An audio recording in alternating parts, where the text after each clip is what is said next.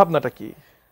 প্রথমেই আমি বলি, ডক্টর ইউনূস সাহেব আপনি একটা কথা বলেছেন। উনি বলেছেন কি, যখন এই উনি যখন রোজার ঈদ বলেননি, উনি বলছে ঈদুল আজহা, এই সমস্ত রোহিঙ্গাদের ম্যাক্সিমাম তারা এই ঈদের আনন্দটা সেটা ওদের প্রত্যাবাসে ওদের নিজ জন্মভূমিতে গিয়ে করবে, সেটা ঈদুল আজহা ছিল। এখন বলেন তো, ওনার কাছে জাতির যে প্রত্যাশা, বাড়তি প্রত্যাশা এই কারণে, কারণ বিশ্ব পরিমণ্ডল ওনার অ্যাকসেপ্টেন্স অনেক বেশি।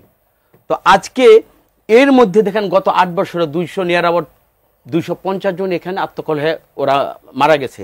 এইখানের মধ্যে ড্রাগ ডিলিংস এখানে প্রচণ্ডভাবে এই বার্মার বর্ডার দিয়ে আসতেছে, অস্ত্র আসতেছে।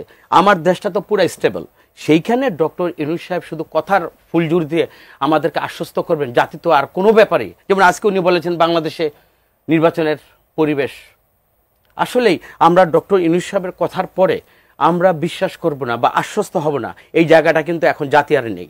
সেটা রোহিঙ্গার প্রশ্ন বলেন, গণতন্ত্র পুনরুদ্ধারের নির্বাচনের প্রশ্ন বলেন, সেইখানে আমরা ওনার কথার সাথে কাজের অনেক ঘাটতি দেখছি। এবং আমরা আশ্বস্ত এবং বিশ্বাসের জায়গায় আমরা ওনার কথাটা কোনো আঙ্গিকেই, কোনো প্রেক্ষাপটেই ওনার কথার উপর আমরা বিশ্বাস স্থাপন করতে পারছি না।